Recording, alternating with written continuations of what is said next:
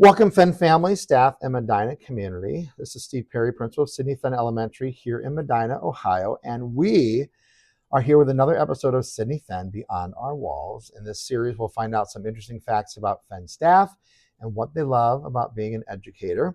We'll also end our interview with the rapid fire 2020 rapid fire questions to find out even more about our Fenn staff. So today we are with Jean Vidika, and she teaches third grade at Fenn. So first of all, thank you You're for welcome. being part of this. Yeah, You thanks for excited? having me. Yes, I am. I know you said you saw the other ones, so you're like, you Yeah. have an idea. Right, exactly. No- I was practicing. Yeah, no hidden secrets. We're just No. awesome, but Nope. we do appreciate it. Sure. First of all, tell us about how many years you've been an educator Okay. and why you decided to become a teacher. This is my 32nd year of teaching. I have been with Medina City Schools for 31, and I was a long-term sub within the district the other year. And initially, I wanted to be a teacher because I was a Fenn student and went all the way through Medina City Schools. So I was way to give back at the time was why I wanted to be an educator. And now I have stuck with it because it's all about the relationships with kids and families.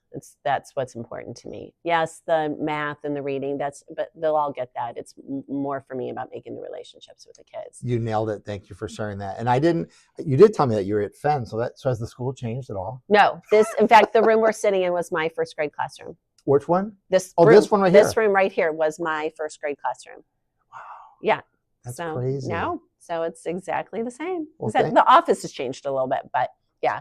Well, thank you for sharing that. That is really cool. Can you tell everyone about a favorite teacher, since you brought Fenn, you was a teacher at Fenn, a favorite teacher you either had in elementary school or high school, and then what was it about them that you loved?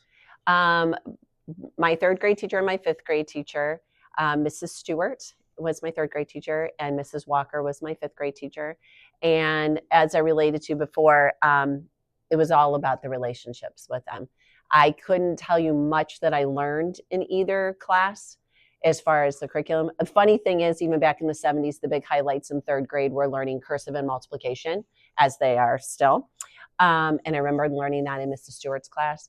But I remember knowing that they cared about me and that I was important to them. So it was all about the relationships and making learning fun and making it, being glad that I was there each day. Mrs. Stewart, she collected owls, and she had Hootie the Owl puppet, and you couldn't wait to be the student of the week because you got to sit in a teacher desk by the door, and she had teacher supplies, and you got to be her assistant for the week.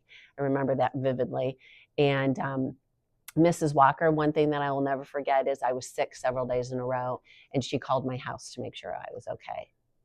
That's amazing. Yeah. So it was, again, it was about the relationships. And I know that, I don't know what has happened to Mrs. Stewart. I know she had some failing health in a while, but I'll still see Diane around the community and still reach out to her. So yeah. That's great. Yeah. It's neat to see that the relationship hasn't changed. No, not at all. Yeah. With us in education forever. Yep.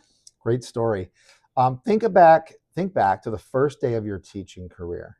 Yeah. Okay. First day. Yep. What do you remember? I had my contacts in the wrong eyes the entire day. That is what I remember. So 30 some years ago, you have to remember that we dressed up every day, heels, pantyhose, the whole shamil. So I had my teacher outfit on. I had a 10-month-old baby. My husband and I had just bought a fixer-upper house in Forest Meadows. And I was super excited to start school, and I showed up, and all day I couldn't see. And I thought I was getting a migraine headache because I suffer from migraines. And I thought the stress of a new baby and a new house and a new job. So I got home, I made it through the day, kept waiting for the migraine to hit, as I click-clacked around Garfield School in my high heels. And I came home, took my contacts out, put my glasses in, and could see. I'm like, wait a minute. So I put my contacts, flipped them, and I had worn my contacts that entire day in the wrong eyes. That's what I remember about my first day. Have you done that since?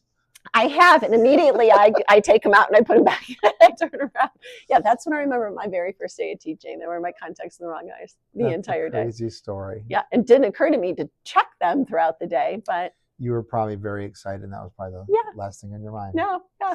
Well, I'm glad you're here and you're able to see correctly. Yeah, exactly. Thank you. Do you have any hidden talents? And if so, can you name one? I don't know if they're hidden talents. I'm told I make a really good chocolate chip cookie, and my tip for my chocolate chip cookie is thanks to Mrs. Jen Wilder. She gave me a secret tip on how to make chocolate chip cookies. So I don't know if that's a hidden talent, but Is the butter the clue? Chilling your cookie sheets and chilling your dough between batches so that they're always chilly. Yeah. So I don't know if that's a hidden talent. And something that many people probably don't know about me, it's not very talented, is that I've run several half marathons. I like to run. Oh, okay. Yeah. Yeah. I cannot do that. Okay. All right. I don't run them well or fast, but I have run several half That's marathons. a talent. Yeah. That's great. Yeah. Thanks for sharing that. What are some of your must-have cell phone apps? Smartphone apps? Facebook, Instagram, Snapchat with my kids, my own children, obviously. I have a grocery app that my husband can, instead of always telling me what we need, it's linked, so I love that. And top Starbucks. My Starbucks app is. That's a good one. Yeah. That's a good one. Do you have, or what are some things that you do, any tricks, anything to learn students' names at the start of each year? Morning meeting is, I'm usually pretty good about learning their first names. It's their last names. So one of the first things that we do each day is we go around the circle and I have to say their first and last name. I'm usually pretty good by the end of the day, first day. I have a lot of them by end of Meet Your Teacher night. I have 2 little girls in the room this year that, poor things, it's 50-50 chance from them calling them Maya or I'm calling them Melanie. I know who's who, but they're best buds anyways. They're good buds. So it just happens. So good trick. I like that. Yeah. Not really a trick, but just making sure that those morning meetings when you first start the year. Yeah. You're right. That's an important time too. Yeah. Get to know their last names. And so. Great. Thanks for sharing that. What is one song you know all the lyrics to?